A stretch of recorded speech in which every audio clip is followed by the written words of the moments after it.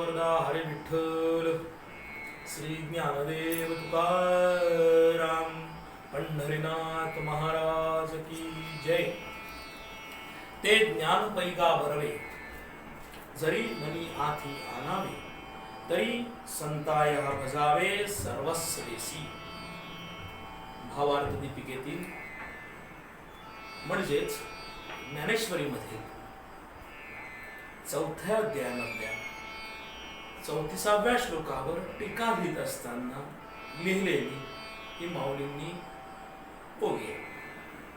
माऊली म्हणते ते ज्ञान पैगा बरवे जरी मनी आथी आणावे तरी संताया भजावे सर्वस्वेसी. कर्मयोग आहे. 4थ्या अध्यायामध्ये भगवंतानं कर्मयोग सांगितलेला आहे. भगवंताच्या प्राप्तीसाठी जे कर्म केलं पाहिजे, ते ज्ञान मिळवलं पाहिजे, हे कशाच्या माध्यमातून प्राप्त करायचं त्याचा पूर्ण आणि पूर्ण ज्ञानाची ह्या संपूर्ण ओळीमध्ये सांगितलंय. असं म्हटलं तर वावगं ठरणार नाही.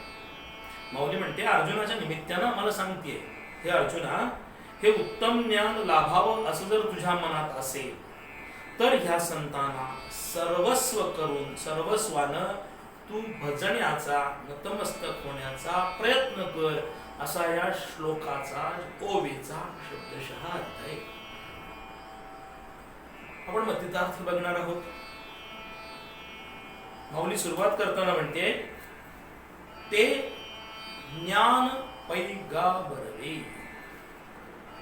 ते म्हणजे कोणतं? तर जे ज्ञान प्राप्त झालं असताना आम्हाला भगवंताची प्राप्ती होते, भगवत स्वरूपाचं दर्शन होतं, ते ज्ञान ह्या संतांच्याकडनं जाणून घ्यायचंय. ही ओवी बघत असताना आपण थोडस उलट्या बाजूने बघावं लागणार आहे. कारण ह्या ओवीमध्ये दुसऱ्या टप्प्यामध्ये त्यांनी सांगितलेलं आहे तरी संता ह्या भजावे सर्वस्वेसी. ते ज्ञान जर प्राप्त व्हावं असं वाटत असेल तर ह्या संतांना पहिल्यांदा भजलं पाहिजे, नतमस्तक व्हायला पाहिजे, त्यांच्या चरणाच्या ठिकाणी लीन व्हायला पाहिजे, आणि मग आम्हाला ते ज्ञान प्राप्त होणार आहे. आता प्रश्न असा निर्माण होईल की संत कुणाला म्हणावं? आत्ताच्या कलियुगामध्ये हा दृष्टांत देणं सुद्धा अवघड आहे. याची व्याख्या सांगत असताना महात्मे म्हणतात करी वृत्ती तो संत जाणा. ज्यानं स्वतःची वृत्ती भगवत चरणाच्या ठिकाणी स्थिर केलेली आहे त्यांना संत म्हणावं.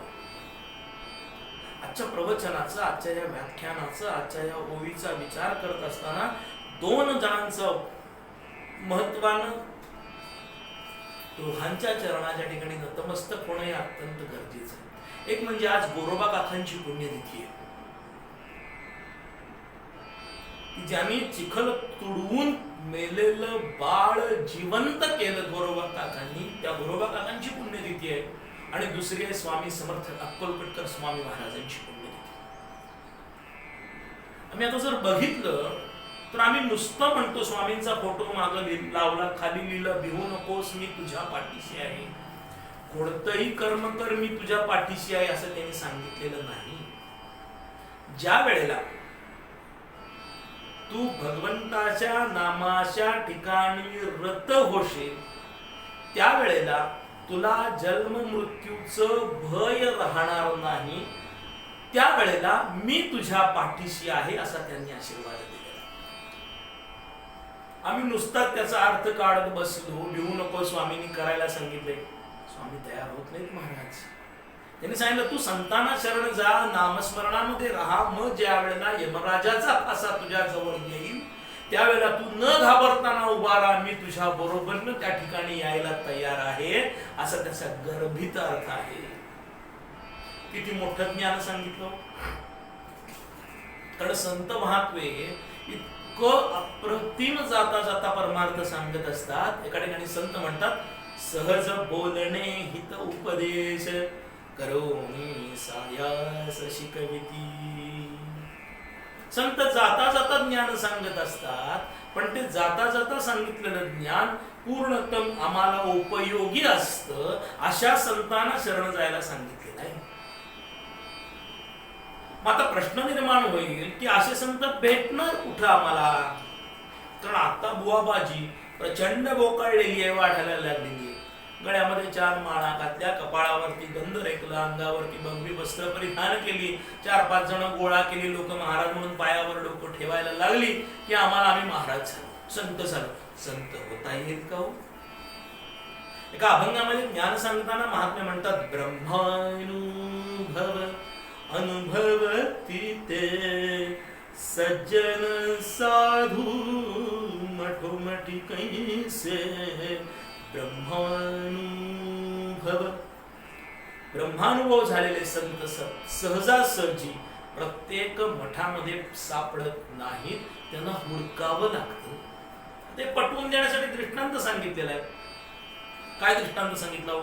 हत्तीचे मस्तकी रत्न असे परी, परिते गजराज बनवनी कैसे. ब्रह्मानुभव म्हणजे हत्तीच्या गंधस्थळामध्ये खरे मोती असतात, म्हणून आम्हाला प्रत्येक वनामध्ये किंवा प्रत्येक हत्तीला मारल्यानंतर आम्हाला मोती प्राप्त होतील का? किंवा दुसरा दृष्टांत सांगितलेला आहे, कस्तुरी मृगाच्या नाभी कमलामध्ये खरी कस्तुरी असते, म्हणून आम्ही प्रत्येक हरिणी मारायचा प्रयत्न केला, आम्हाला कस्तुरी मिळेल का? तिसरा दृष्टांत सांगितलेला आहे, वासुकी मस्तकी रत्न असे परी, परिते सर्पराज बिदोबिदी कैसे. ब्रह्मानुभव. वासुकी हा सर्पराजाचा एक प्रकार आहे, सापाचा. त्याच्या असलेल्या फण्यावरती रत्न असतं की जे रात्रीच्या अंधारामध्ये प्रकाशमान होतं. त्या प्रकाशामध्ये ते सर्पराज आपलं भक्ष्य हुडकण्यासाठी जात असतं. म्हणून आमच्या घरामध्ये बीळ सापडलं तर त्या बिळामध्ये तो सर्पराज सापडेल का? तद्वत सच्चित सुखाची प्राप्ती झालेले संत महात्मे सहजासहजी लोकांच्या समोर यायला तयार होत नाहीत. ते आम्ही जाणून घ्यायचे, त्यांच्याकडे जाऊन ज्ञानाची प्राप्ती करायची, कारण ते काही वेगळे दिसतात का? महात्मे वर्णन करताना म्हणतात, दोघे दिसती सारखे वर्म जाणे तो पारखे. म्हणजे आमच्यासारखे 2 डोळे, हात, पाय, कान सगळं आमच्यासारखं आहे, म्हणून पण त्यांनी वर्म जाणलेलं आहे. मग ते वर्म त्यांच्याकडनं जाणून घ्यायचं आहे, त्या संतांना आम्ही शरण जायचं आहे. मग ते कसेही असू देत, विदेही असू देत, कोणत्याही अवस्थेमध्ये असू देत, ते संत प्राप्त होणं गरजेचं आहे. बघा विचार करून, नामदेवरायांना ज्या वेळेला भगवंतानं सांगितलं की तुझं तू जरी माझ्याकडे माझ्याशी बोलत असलास तरी सुद्धा तुला सद्गुरूंची आवश्यकता आहे, तू सद्गुरूंना शरण गेलं पाहिजेस, त्यावेळेला महाराजांची स्वारी विसोबा खेचरांना शरण जायला निघाली. हे निघालेले महाराज त्यांनी बघितलं तर एका गावामधल्या शंकराच्या मंदिरामध्ये जरा जर्जरू असणारा महात्मा वयोवृद्ध शंकराच्या पिंडीवरती चप्पलाचे पाय ठेवून बसलेला आहे, झोपलेला आहे. हे बघितल्यानंतर यांना वाटलं की त्याला हलवता येत नाही, म्हणून महाराजांनी पाय हलवायला सुरुवात केली. पाय ठेवणार तिथे शंकराची पिंड निर्माण झाली. सगळ्या बाजूनं फिरवलं. शेवटी त्याने ज्या वेळेला त्यांना हे लक्षात आलं की हा काहीतरी महात्मा वेगळा आहे, त्यावेळेला त्याचे चरण घट्ट धरले आणि त्यावेळेला त्यांनी सांगितले की अरे तुझ्यासाठी मी थांबलेलो आहे, माझं नाव विसोबा खेचर. मुळात त्यांचं नाव आहे विसोबा चाटी, पण खेचर ही परमार्थामधली एक पदवी आहे, एक मार्ग आहे, एक संकल्पना आहे आणि ती त्यांना बहाल केली गेलेली आहे. खेचरी, भूचरी, गोचरी, चाचरी अशा वेगवेगळ्या मार्गामध्ये भगवंतापर्यंत पोहोचण्याचा रस्ता आहे. तशी ही त्यांना दिलेली विसोबा खेचर ही उपमा आहे. त्यांना त्यांनी सद्गुरू करून घेतलं, मग भगवंताच्या जवळ जाऊ शकले. मग जर नामदेवरांची ही परिस्थिती आहे, आम्हाला संतांना शरण गेल्याशिवाय मिळेल का?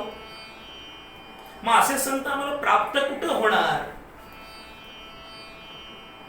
जर आमच्या मनामध्ये इच्छा असेल, दृढ संकल्पना असेल, तर सद्गुरू आमच्या जवळ यायला तयार आहेत. महात्मे वर्णन करताना म्हणतात, देव घ्या कोणी, देव घ्या कोणी, आईता आला घर पुसोनी, देव घ्या कोणी, देव घ्या कोणी. म्हणजे देव घ्या म्हणून आम्ही तुमच्याकडे मागं लागलोय, तुम्हाला देव द्यायला आलेलो आहे. आम्ही काय म्हणतो, देव न लगे, देव न लगे, साठवणीचे रुंधले ओझे. म्हणजे आम्ही देव घ्यायला तयार नाही, आमचं आम्ही करायला समर्थ आहोत. संत म्हणतात, ठीक आहे, तुम्हाला ज्या वेळेला गरज पडेल त्यावेळेला तुम्ही माझ्याकडे या. जर आपण बघितलं तर कुठल्याही संतांनी आम्हाला असं सांगितलं नाही की संसार सोड आणि फक्त माझ्या मागे लाग. संत म्हणतात, सगळ्यात राहून आम्हाला परमार्थ करायचा आहे, सगळ्यामध्ये असताना परमार्थ करायचा आहे, सोडून परमार्थ करायचा नाही. कारण जी आम्हाला ऋण सांगितलेली आहेत त्या प्रत्येक ऋणातून मुक्ततेची अनुभूती आम्हाला घ्यायची. मात्र ऋण, पितृ ऋण, स्त्री ऋण, पुत्र ऋण, सगळी ऋण सांगितलेली आहेत. मग संसार केल्याशिवाय ही ऋण आम्हाला फेडता येतील का? मग त्यामध्ये राहत असताना या संतांना जाणून घ्यायचं आहे, संतांना समजून घ्यायचं आहे. आणि ते संत आम्हाला कळणार आहेत कधी? ज्या वेळेला या देहामध्ये, आमच्या मनामध्ये भगवंताविषयी आवड उत्पन्न व्हायला सुरुवात होईल. म्हणजेच या मनामध्ये असे विचार निर्माण व्हायला लागतील की भगवंताकडे मन वळवावं. त्यावेळेला आम्हाला या संतांची आपोआप गाठ पडत असते. आत्ताच्या दृष्टांतामध्ये आम्ही जर विचार करण्याचा प्रयत्न केला तर राहू दे, आम्हाला संत नाही भेटले तरी चालतील, पण आमच्यासाठी या संतांनी जे लिहून ठेवलेलं आहे, ज्ञानेश्वर महाराज असू देत, निवृत्तीनाथ असू देत, सोपानदेव असू देत, नाथ महाराज असू देत, समर्थ रामदास स्वामी असू देत, सगळ्यांनी, तुकाराम महाराज असू देत, सगळ्यांनी आमच्यासाठी काही ना काहीतरी लिहून ठेवलेलं आहे. ते जरी आम्ही चिंतन करण्याचा प्रयत्न केला तरी आमच्या समोर सद्गुरू म्हणून उभा राहायला ते स्वतः तयार आहेत. तुकाराम महाराजांचाच आम्ही जर विचार केला तर तुकाराम महाराजांना सद्गुरू कसे गाठ पडले हो? स्वप्नामध्ये गाठ पडले. बाबाजी आपुले सांगितले नाम, मंत्र दिला जाण राम कृष्ण हरी, भोजना मागती तुप पाव शेर. रात्री दृष्टांत स्वप्नामध्ये दिला. मागितलं काय? तर तूप मागितलं. त्याही शक्य नव्हतं. तेव्हापासून महाराजांनी तुपाला स्पर्शही केला. मग असं तुकाराम महाराजांना सुद्धा रात्री दिलेला, स्वप्नामध्ये दिलेला दृष्टांत आहे. आम्हाला तर संत समोर बसवून द्यायला तयार आहे. संत वर्णन करताना म्हणतात, बसवून सन्मुख सांगून गोष्टी, हात धरुनी मंदिरात चिन्हेले, साजणी गुरुने कौतुक केले. म्हणजे आम्हाला हाताला धरून घेऊन जायला संत तयार आहेत. नवे नवे आमच्या बरोबरीनं यायला तयार आहेत. मग हे संत आम्हाला गाठ पडणार का नाही? ते जर गाठ पडावे असं वाटत असेल, ते जर प्राप्त व्हावं असं वाटत असेल, तर मुळात आमच्या मनाला काहीतरी सवय लावली पाहिजे. मग ती सवय कोणती? देवाचे द्वारी उभा क्षण भरी, तेने मुक्तीचारी साधिल्या. अहो त्यासाठी आम्हाला देव तर आत बघायचा आहे, देवाचा दरवाजाही आत बघायचा आहे, पंढरी ही आत अनुभवायची आहे. पण ती अनुभवण्यासाठी, ती प्राप्त करण्यासाठी, तिथपर्यंत पोहोचण्यासाठी बाहेरच्या मंदिरामध्ये तरी आम्ही गेलं पाहिजे, भगवंताच्या समीप उभा राहायला पाहिजे, भगवंताचं स्वरूप साठवलं पाहिजे, भगवंताच्या स्वरूपामध्ये तदाकार व्हायला पाहिजे. आम्ही भगवंताच्या मंदिरामध्ये जातो, आमचं लक्ष असतं का?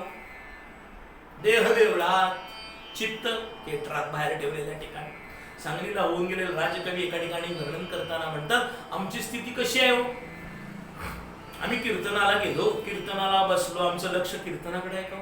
कोणी पेंगत घेती झोले, माना लटपटती त्यांच्या माना लटपटती, कोणी जोडे न्याया टपले, कोणी स्त्रियांकडे लावी की डोळे, माना लटपटती त्यांच्या माना लटपटती. राजकवी समदास म्हणून करताना म्हणतात, आम्ही कीर्तनाला बसलो, आमची मान कधी खाली टेकते आमचं आम्हाला कळत नाही.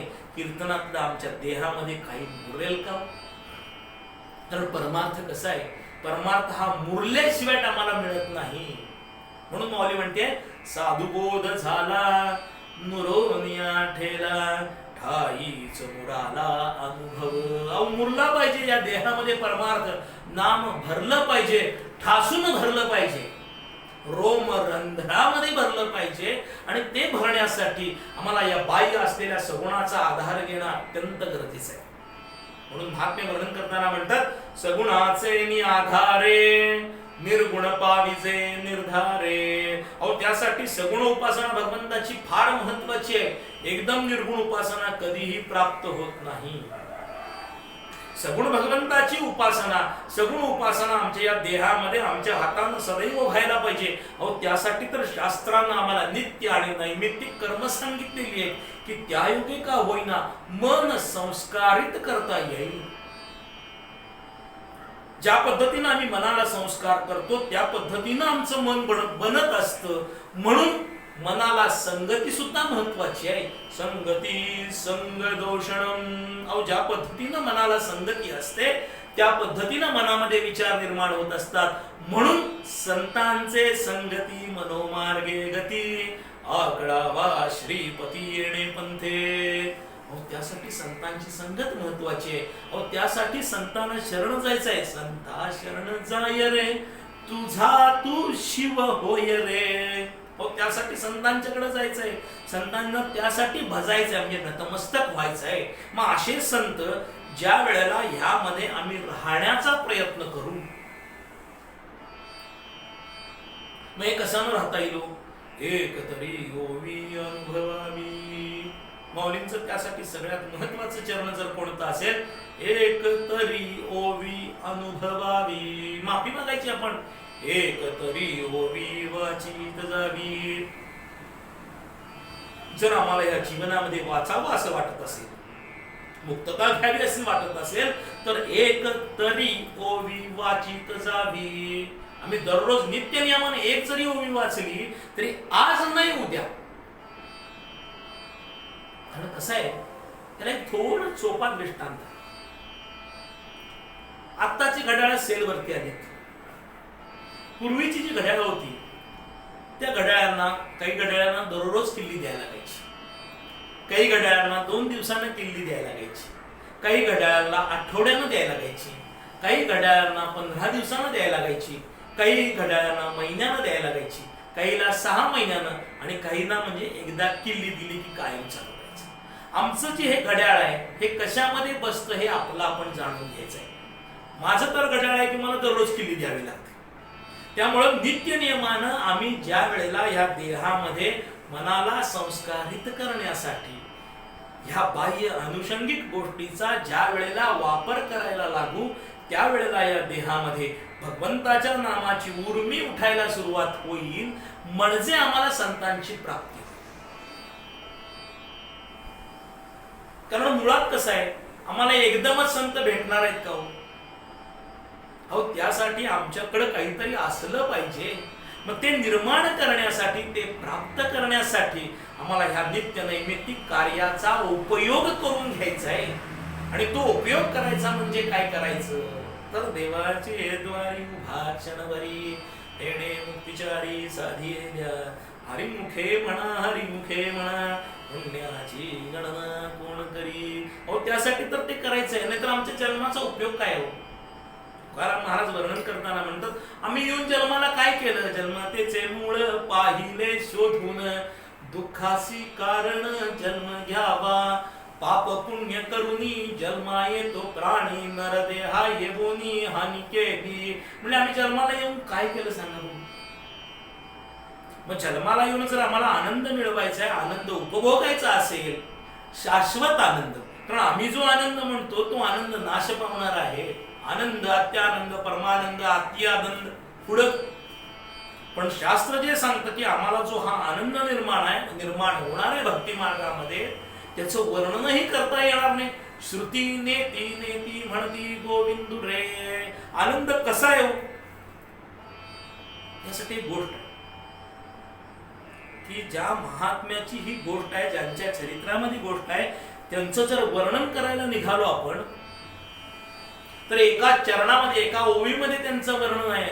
अति कठीण शिळा ती डोलवी वृक्ष जैसा, जननी जठर कोशी जन्मला कोण ऐसा.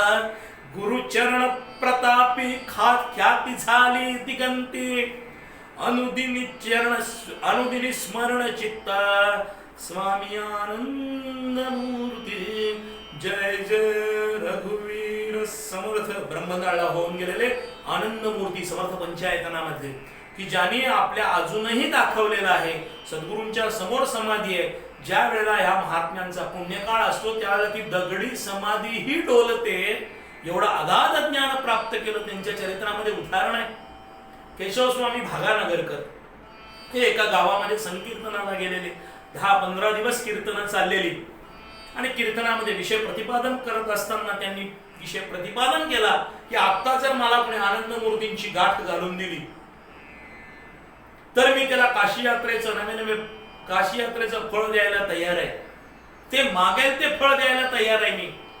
त्याच वेळेला त्या गावातल्या एका ब्राह्मणाकडे संध्याकाळच्या सुमारला एक दुसरा ब्राह्मण वयोवृद्ध आलेला. त्यांनी विचारलं, म्हणजे हा ब्राह्मण कीर्तनाला निघालेला संध्याकाळी. हे आनंदमूर्ती ब्राह्मणाच्या याच्या घराकडे गेलेले. त्यांनी त्याला सांगितलं, म्हणले महाराज आजच्या दिवस संध्याकाळी मला आपल्या ओरीमध्ये जागा द्यावी अशी इच्छा आहे. पहिल्यांदा हे काही तयार होईना.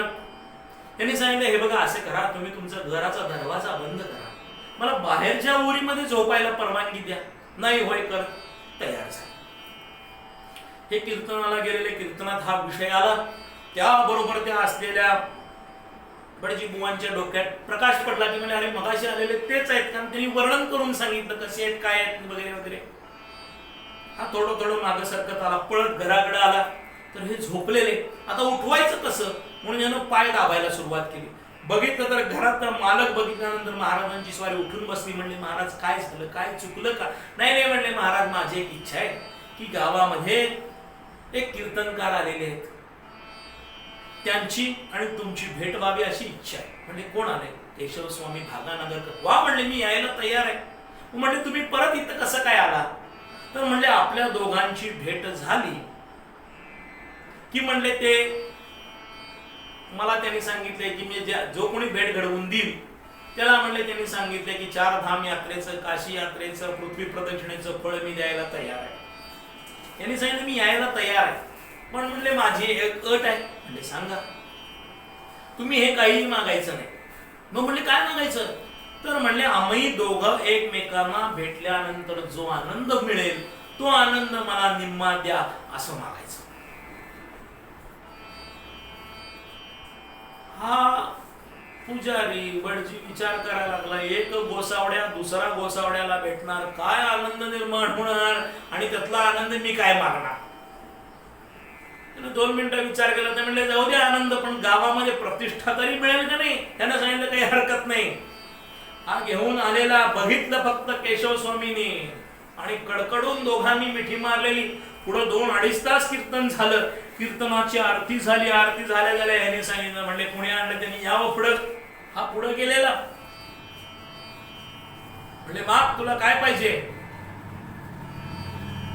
म्हणले महाराज द्यायचं असेल तर एक द्या. तुम्ही आनंद मूर्तीना भेटल्यानंतर आणि आनंद मूर्ती तुम्हाला भेटल्यानंतर जो दोघांना आनंद झाला ना त्या आनंदामधला अर्धा आनंद मला द्या. केशवस्वामींनी सांगितलं, म्हणले भटजी तेवढं सोडून मागा. आता ह्याला जरा धीर आलेला. म्हणलं याच्यात काहीतरी निश्चित दिसतंय. ज्या अर्थी हे सोडून मागा म्हणतायत त्या अर्थी म्हणलं द्यायचं असेल तर हेच द्या, नाही तर मला काही देऊ नका. यांचं म्हणले ही तुझी बुद्धी नाही. म्हणले तुला कोण भेटलं? त्यांना आनंद मूर्तीने सांगितलं. म्हणले हा आनंद असा मिळत नाही, त्यासाठी शरण जा, त्यांच्याकडनं ज्ञानाची प्राप्ती करून घे, म्हणजे तुला हा आपोआप ज्ञान मिळेल. नव्याने पृथ्वी प्रदक्षिणा सुद्धा जाता जाता प्राप्त होऊ शकेल. असा हा आनंद मिळवण्यासाठी हा नरदेह आहे. तो त्या संतांच्या माध्यमातून आनंद प्राप्त करायचा आहे. मग तो आनंद प्राप्त करण्यासाठी माऊली म्हणते तरी संता ह्या भजावे. त्यासाठी संतांना भजलं पाहिजे. भज गोविंदम भज गोपालम गोविंदम भज मूढमते. अहो सगळ्याला त्याकडे फक्त भगवंताचं चिंतन पाहिजे. अखिलम मधुरम मधुरम मधुरम मधुरम मधुरम मधुराधिपते. अहो भगवंताची स्वारी सर्व व्याप्त आहे.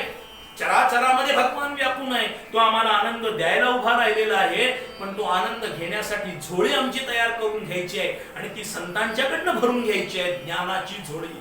ती झोळी कशी संतांच्याकडे मागावी, त्यांच्याकडनं काय मागावं हे जाणून घ्यायचं आहे.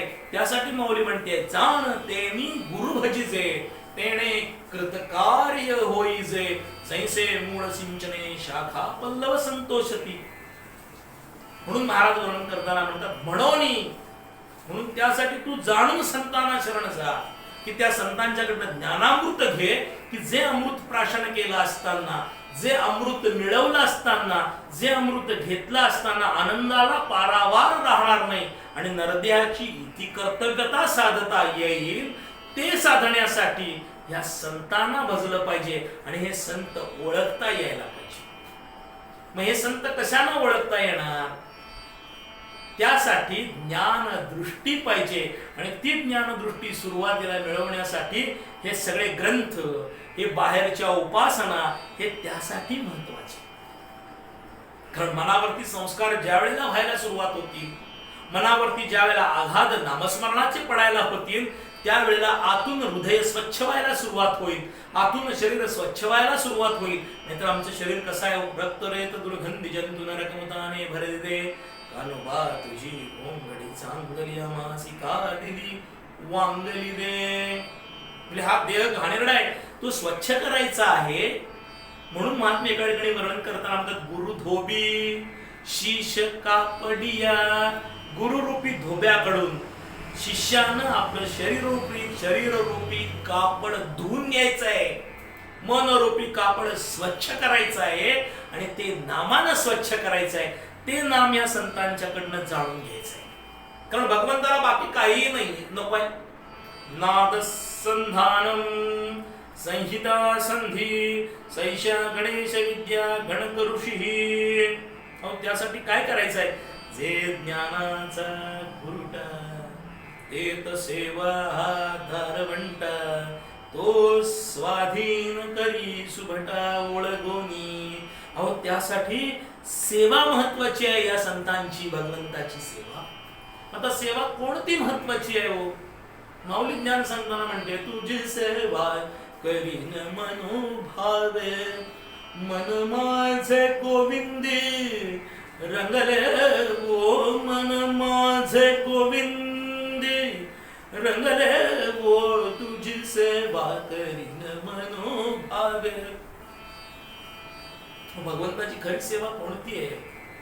नित्यनियमानं नित्यनैमित्तिक कर्म ही तर सेवा आहेच, पण खरी सेवा कोणती? सेवा ते आवडी उच्चारावे नाम. भगवंताचं नाम सदैव घेणं ही खरी भगवंताची सेवा आहे.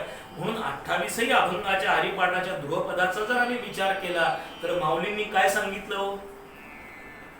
हरिमुखे म्हणा, हरिमुखे म्हणा, पुण्याची गणना कोण करी, पुण्याची गणना कोण करी, पुण्याची गणना कोण करी. माऊलीने मला 28 अभंगामध्ये सांगितलं की मुखांना भगवंताचं चिंतन पाहिजे. म्हणून तर नाथ महाराजांनी भगवंताला काय दिलेलं होतं? 1 दिवस नव्हे, 2 दिवस नव्हे, 12 वर्ष नाथांच्या घरामध्ये भगवंताची स्वारी अखंडत्वानं राहिलेली आहे. महात्मे वर्णन करताना म्हणतात, दासांचाही दास श्रीहरी नंदाचा नंदन, घासितो नाथा घरी चंदन, नाथासह कीर्तनी आपुल्या रंगे गुण गायनी, साथ दे चिपळ्यांची डोलून, घासितो नाथा घरी चंदन, भक्ता घरी राबतो सहज तो, भक्तांना लाभतो, प्रभूला भक्तीचे बंधन, प्रभूला भक्तीचे बंधन, घासितो नाथा घरी चंदन. महात्मे वर्णन करताना म्हणतात, भगवंतानं सर्वस्व आपलं दिलेलं आहे. नाथ महाराजांच्या घरामध्ये चंदन उगाळावं, नाथ महाराजांच्या असलेल्या चिरंजीवाचं म्हणजे पंडिताचं मलमूत्र काढावं. एवढंच नव्हे तर संध्याकाळच्या वेळेला कीर्तनामध्ये स्वतः टाळ घेऊन उभा राहावी. कशासाठी हो? भक्ता घरी राबतो सहज तो भक्तांना लाभतो, प्रभूला भक्तीचे बंधन, प्रभूला भक्तीचे बंधन, कासितो नाथा घरी चंदन. भगवंताला भक्ती प्रिय आहे आणि ती भक्ती संतांच्याकडनं जाणून घ्यायची आहे. बरं ती कशी पाहिजे? भक्ती आम्ही केली सांडोनी उद्वेग, कोणती अपेक्षा न धरताना ही भक्ती करायची आहे. आणि हा मार्ग संतांच्याकडनं जाणून घ्यायचा आहे, म्हणजे आम्हाला खरंच जे मनात आणता येतं ते पूर्ण करता येतं. म्हणून माऊली या श्लोकामध्ये ज्ञान सांगताना म्हणते, तरी संताया भजावे सर्वस्वेसी. मग असं भजल्यानंतर आम्हाला काय होईल? तर ते ज्ञान पैगा भरावे, जरी मनी आती अणावे. त्याला खरं ज्ञान प्राप्त होईल की ज्यामुळे भगवंताचं स्वरूप बघता येईल. ते भगवंताचं स्वरूप कसं असेल, कोणत्या सेवेनं हे प्राप्त होईल, सेवा कशी करायची, याचा विचार आपण उद्याच्या भागामध्ये, पुढच्या भागामध्ये करूया. आणि ह्या ठिकाणी थांबूया. कुंडलिक वरदा हरी विठ्ठल, श्री ज्ञानदेव तुकाराम, पंढरीनाथ महाराज की जय.